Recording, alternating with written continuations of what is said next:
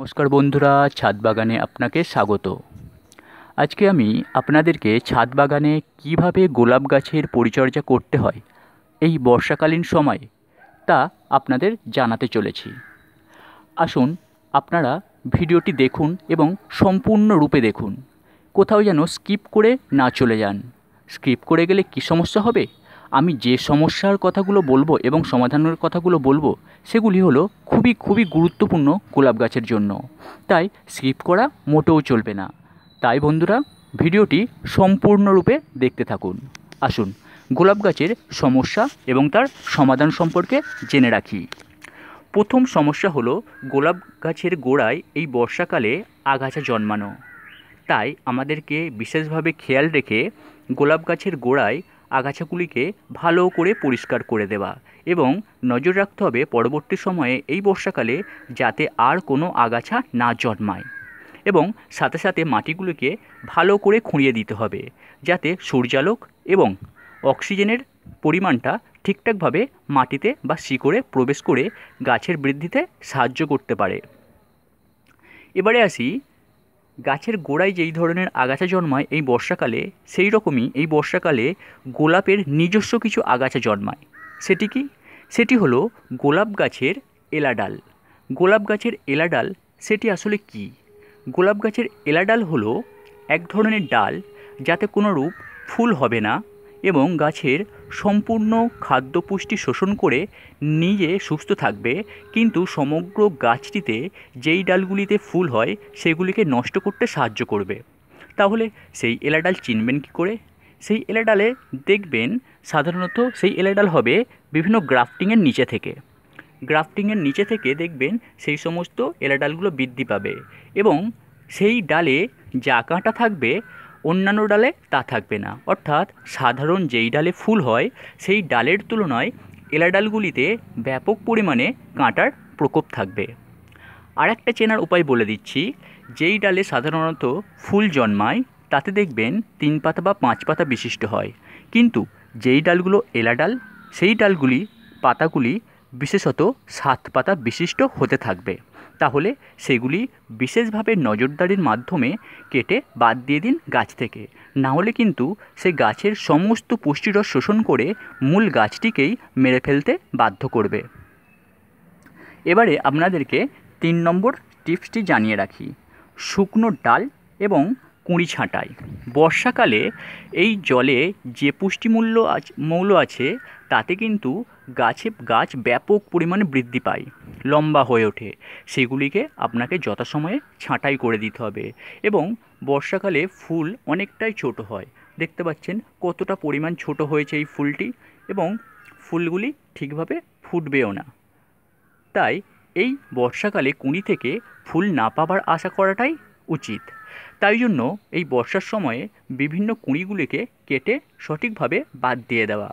এছাড়াও যেই সমস্ত শুকনো ডালপালাগুলো জন্মগ্রহণ করে এই সময়, সেই সমস্ত ডালপালাগুলিকে সঠিকভাবে ধারালো অস্ত্র দ্বারা কেটে বাদ দিয়ে দেওয়া, এবং তাতে আপনি কি করবেন, সাবফাঙ্গিসাইডের প্রলেপ আপনি ভালো করে তাতে লাগিয়ে দেবেন, এবং ডালগুলি যাতে সোজাসুজি না কেটে 45 ডিগ্রি অ্যাঙ্গেলে কাটা হয় সে বিষয়ে একটু ভালো করে নজরদারি করবেন। যদি সোজাসুজি কাটা হয় সেই জন্য কিন্তু বৃষ্টির জল জমে সেইখানে ডাইব্যাক হতে শুরু করবে এবং আপনার গাছটি পচতে থাকবে। তাই আপনি কি করবেন, 45 ডিগ্রি অ্যাঙ্গেল করে আপনি গোলাপ গাছের ডালগুলিকে ভালো করে কেটে দেবেন। এবারে বলে রাখি আপনাকে, যে সমস্ত ধারালো অস্ত্র দ্বারা এই গাছেদেরকে প্রুন করছেন সেই সমস্ত ধারালো অস্ত্রগুলোকে একটু শুদ্ধিকরণের ব্যবস্থা করে নেওয়া। সাধারণত ঘরোয়া উপায়ে আপনি কিভাবে শুদ্ধিকরণ করবেন তার একটি সহজ পদ্ধতি আছে। ধরুন, ঘরোয়া যে সমস্ত ডেটল আমরা ব্যবহার করি এবং স্যানিটাইজার ব্যবহার করি, সেগুলো দ্বারা ভালো করে যদি আমরা আমাদের অস্ত্রগুলোকে, বিশেষ করে প্রুনিং কাটাকুটির যন্ত্রগুলোকে ভালো করে শুদ্ধিকরণ করে নিই, তাতে কিন্তু আমাদের গাছে কোনো রকম ফাঙ্গাসের অ্যাটাক করবে না। বোঝা গেল? এবারে বলে রাখি আপনাদের, এই সময় গোলাপ গাছে রোগ পোকার আক্রমণটা ব্যাপক হারে বৃদ্ধি পেতে থাকে। তাহলে সেই সমস্ত পোকার হাত থেকে বাঁচতে আপনি করবেনটা কি?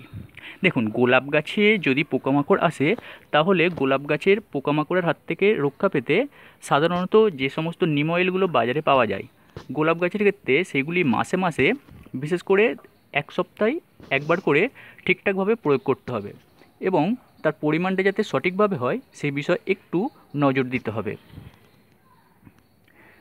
এবং অতিরিক্ত যাতে কীটনাশক না প্রয়োগ হয় গোলাপ গাছে সে বিষয়েও বিশেষভাবে নজর দিতে হবে। এবারে বলে রাখি, যদি অতিরিক্ত মাত্রায় পোকার প্রকোপ দেখা যায় তাহলে কি করা যায়? তাহলে জৈবিক পদ্ধতিতে কাকা নামক এক ধরনের কীটনাশক পাওয়া যায়, সেটিকে ভালো করে স্প্রে করে দিতে হবে সপ্তাহে সপ্তাহে কিংবা 15 দিন অন্তর।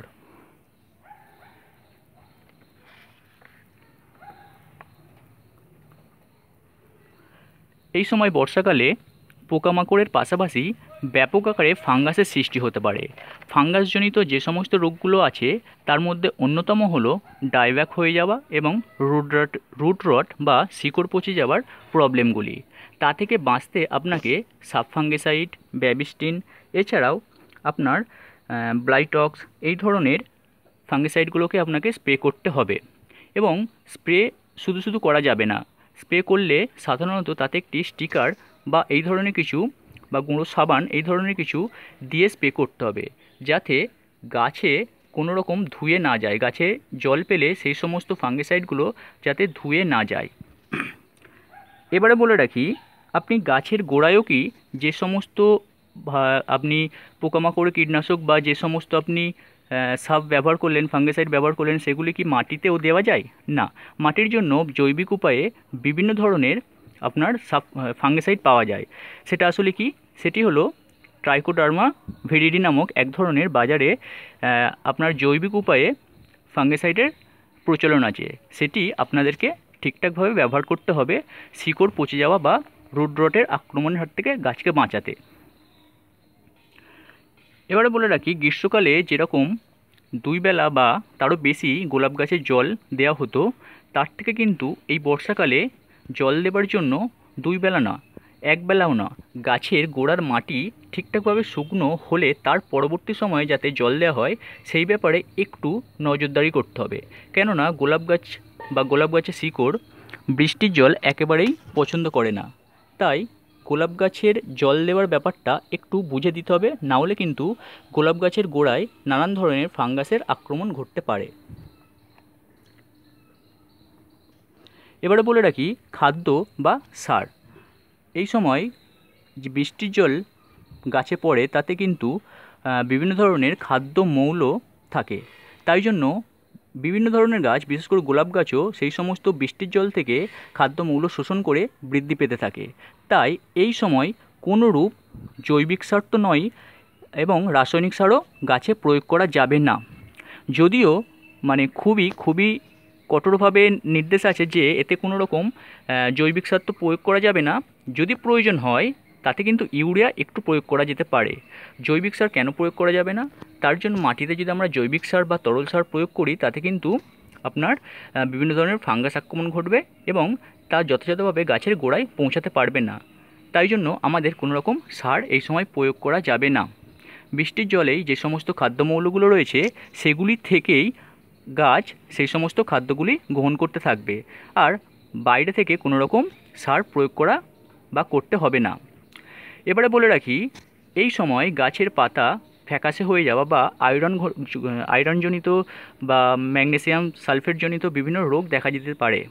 তাই জন্য কি করতে হবে, ম্যাগনেসিয়াম সালফেট বা এপসাম সল্ট মাসে 2 থেকে 3 বার 5 গ্রাম 1 লিটার জলে গুলে ভালো করে স্প্রে করতে হবে।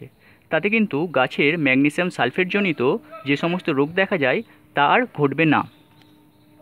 এবারে বলে রাখি, এই সময় আপনার গোলাপ গাছে যেহেতু বেশি পরিমাণ জল পছন্দ করে না, তাই ছাদ বাগানের গোলাপ গাছগুলিকেই বর্ষার ভীষণ বৃষ্টির হাত থেকে বাঁচাতে সেমিসেট বা হালকা যেখানে বৃষ্টি পড়ে বা যেখানে বৃষ্টি পড়েই না সেই সমস্ত জায়গাগুলিকে পছন্দ করতে হবে গোলাপ গাছের জন্য।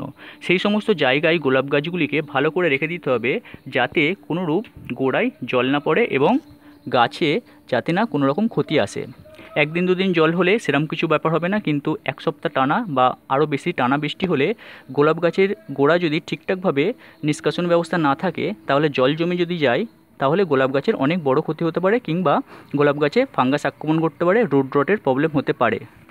এবার বলে রাখি, বর্ষাকালে এই ব্যাপক বৃষ্টিপাতের সময় যে সমস্ত আমরা ফাঙ্গিসাইড স্প্রে করব, তার জন্য কিন্তু স্টিকার অবশ্যই, মলিকিউলার যে স্টিকারগুলো ব্যবহার হয় সেগুলো অবশ্যই আমাদেরকে ব্যবহার করতে হবে। তা না হলে কিন্তু বৃষ্টির জলে তা ধুয়ে যাবে আর ফাঙ্গিসাইডের কোনো কাজই হবে না গাছের ক্ষেত্রে। তবে শীতে অনেক ফুল পেতে বর্ষাকালে এই পরিচর্যাগুলো করতেই হবে। বর্ষাকালে এই সমস্ত কথাগুলি মেনে চললেই আপাতত আপনার বাগানের সমস্ত গোলাপ গাছগুলো সুস্থ সবল থাকবে এবং গোলাপের পরিপূর্ণ ফুল ফুটতে থাকবে। তবে শীতে অনেক ফুল পেতে তার পরিচর্যা অন্যরকমভাবে করতে হবে। আর শীতকালীন গোলাপের যত্ন জানতে হলে আমার এই ছাদ বাগান চ্যানেলটি অবশ্যই সাবস্ক্রাইব করে রাখুন এবং বেল আইকনটি অন করে রাখুন, যাতে পরবর্তী সময়ে গোলাপ গাছ সম্পর্কে পুরো ভিডিও করলে তা আপনি জানতে পারেন এবং গোলাপের আপনি পরিচর্যা ঠিকঠাকভাবে করতে পারেন।